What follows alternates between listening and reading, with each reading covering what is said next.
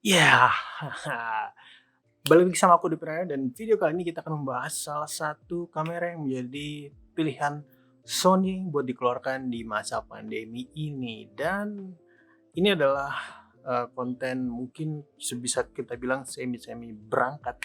Jadi aku udah pernah bikin konten berangkat, itu berita hangat dan juga singkat. Jadi ini adalah berita, semuanya hanya asumsi dan tidak ada barang yang aku pegang secara real.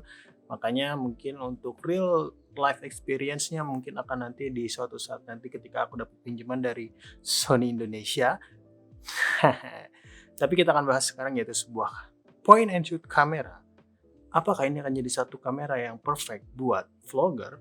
Sony ZV-1.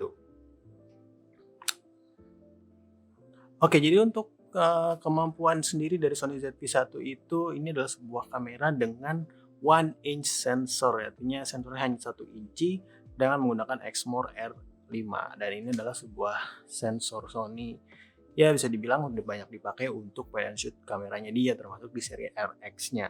Jadi yang baru apa sih dari ZV-1 ini? Yang baru adalah fully articulating screen. Yang mana kalau di seri RX itu kan dia flipnya ke atas ya, ini flipnya ke samping. Ke samping. Jadi fully articulating mungkin agak telat Sony buat mengadop ini, tapi ini adalah berita bagus buat para Sony fanboy karena ya akhirnya mereka punya uh, punya punya gear baru atau punya arsenal baru di line up Sony yang akan keluar berikutnya. Apakah nanti akan jadi full frame dengan fully articulating screen? Itu yang akan ditunggu. Oke, selain one inch sensor, sebenarnya yang perlu dibahas adalah dari field of view-nya, yaitu lensanya. Lensa yang dibawa oleh Sony ZV-1 ini bisa dibilang cukup versatile. Bahasanya versatile. Versatile itu gimana ya? Artinya bisa all around. All around itu artinya ya gitulah, bisa dipakai buat berbagai hal. Tapi ada limitasinya. Limitasinya apa? Kalau buat aku pribadi, sebuah kamera yang ditujukan untuk vlogger harusnya punya field of view yang wide. Sedangkan field of view paling wide-nya dia ada di 9,4 mm. Jangan salah, 9,4 mm ini adalah ekivalensinya 24 mm di full frame. Kalau di point and shoot 9,4 sampai 25,7 mm point and shoot, tapi ekivalensinya jadi 70 mm di full frame. Yang artinya 2470 ekivalen full frame dengan bukaannya menarik. Di sini ditulis 1,8 sampai 2,8 f-nya, tapi itu adalah untuk point and shoot. Ketika masuk di ekivalensi full frame, sebenarnya dia adalah bukannya dari 4 sampai 5,8 kalau nggak salah. Dan untuk image quality nggak usah diragukan lagi karena lensa ini menggunakan Zeiss Vario sonar ya, udah pasti ketajamannya. Karena Sony itu pasti ya terkenal dengan tajam. Ya, jadi dengan ketajamannya sudah tidak diragukan lagi.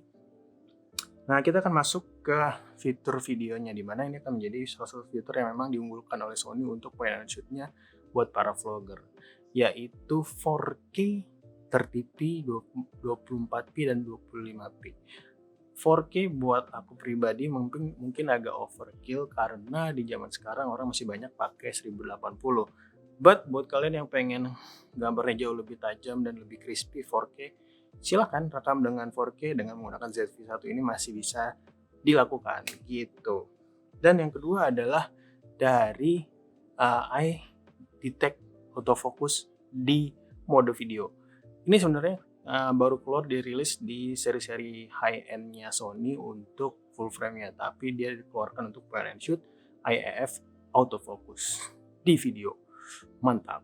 Dan juga ini yang baru dari Sony, yaitu sebuah image in body image stabilization. Jadi stabilisasi di kamera. Apakah ini akan menjadi salah satu standar Sony ke depannya? Karena in body image stabilization sudah ada di seri full frame, yaitu S7 series. Tapi kayaknya nggak guna gitu nggak sih?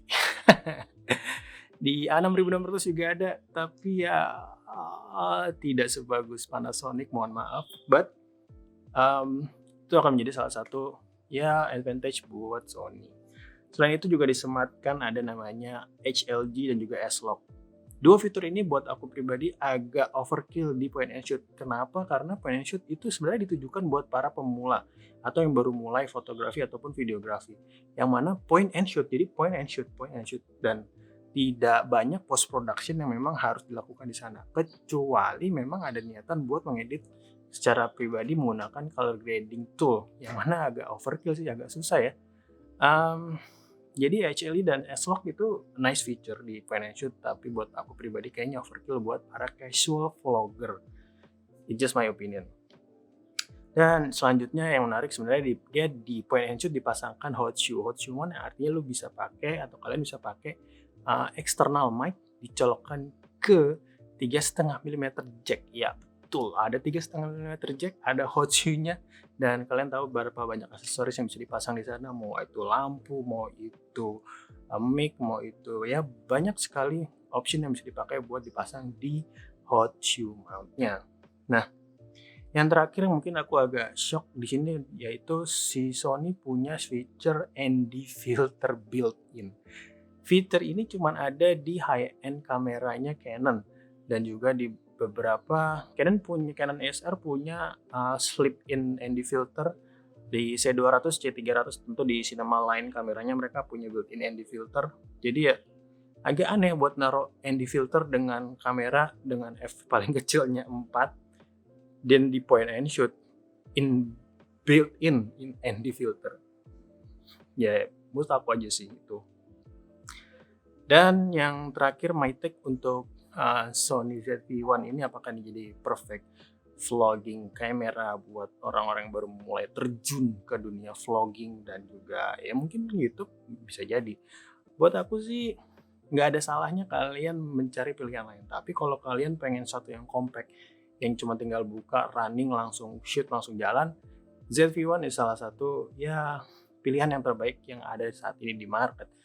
Karena saingannya Sony G7X ataupun Canon G7X Mark III ataupun ya seri RX-nya Sony sendiri. Dan nggak banyak orang yang pakai point and shoot di luar dari dua brand yang aku sebut tadi. Mungkin itu aja my take. Semoga infonya tersampaikan dengan baik dan benar. Kita sebut ini sebagai konten berangkat aja lah ya. Sampai ketemu di konten berangkat berikutnya, dan terima kasih sudah menonton.